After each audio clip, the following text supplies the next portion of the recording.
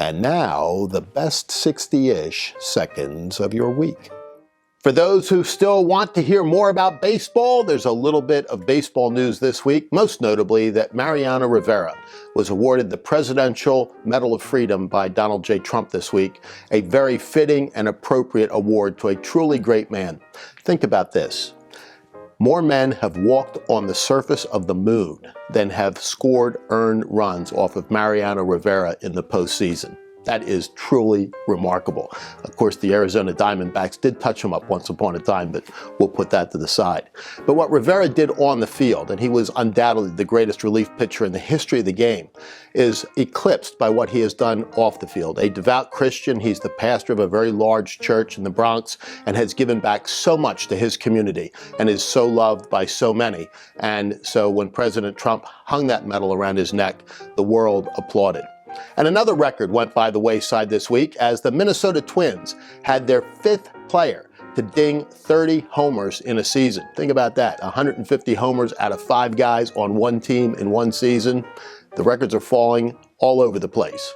And when you look at elections here in the U.S., Comrade de Blasio, the worst mayor in America, though that guy from South Bend may be rivaling him. I've often said it's really interesting that the small town mayor, I mean, think of the mayor of Erie, Pennsylvania, or Allentown, Pennsylvania, saying, I think I'd like to be president of the United States. What would be the reaction? But a guy from a city even smaller than those two says, I will be, and off it goes. But anyway, the mayor of the largest city in the country is out, and his vanity candidacy has ended, leaving the Democratic field one shy of what it previously was. But as that field continues to shrink, look who's falling by the wayside or about to. It's the centrist candidates. I mean, Tulsi Gabbard is now complaining about the fact that the Democrats have played fast and loose with the rules about who gets onto the debate stage. And she, Congressman Ryan, former Congressman Delaney, Bullock, Bennett, and others are not going to be on the next debate stage for the Democrats as their party continues to lurch, at least at the presidential level, further and further to the left. And think about the fact that Jerry Nadler, who oversaw that bogus hearing with Corey Lewandowski this week, is being challenged from the left. It's hard to imagine, but that's what's going on. And in world events, a big election this week in Israel, the second of a very, very, very closely contested election, brought on by the fact that Bibi Netanyahu could not form a government back in May, despite the fact that he had won, at least apparently, the ability to form a government in the previous very, very close election. It now is open to question as to what will happen. He and his principal rival, Benny Gantz, are talking about a unity government, but the real issue is who goes first.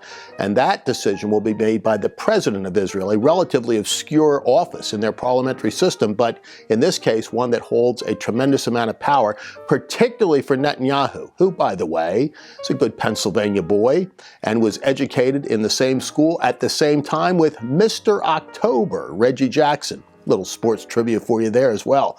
But Netanyahu faces a potential indictment, which could not come his way if he's prime minister. So obviously, he wants to go first in forming a government there. Stay tuned. That interplay is going to be fascinating to watch. And this week, the Trump administration essentially threw in with some plaintiffs who are challenging the structure of the Consumer Financial Protection Bureau, the CFPB. Remember Elizabeth Warren starting all of that? In what is a very fascinating constitutional case, putting into play the doctrine put forth by Antonin Scalia some years ago in a very, very interesting dissent, but a one-person dissent, but which has grown over time. That is that the president is the office of the presidency anyway, and the president is the sole holder of executive power. The unitary executive rule, as it's sometimes known, is going to be tested in this case. It's going to be very, very interesting to see where the court comes down, because it appears that there has been a shift towards the position of the late, great Antonin Scalia. But stay tuned, because that has tremendous implications, including for the Federal Reserve, something we've talked about quite a bit. And finally, Microsoft with a big stock buyback this week. I've said all along that I think stock buybacks may be an issue in 2020, something for all of us to stay tuned for. So as summer is in the rearview mirror, something that breaks my heart, and the days of fall are upon us. I hope that it is a beautiful Saturday for all of you, because that is the best 60-ish seconds of your week.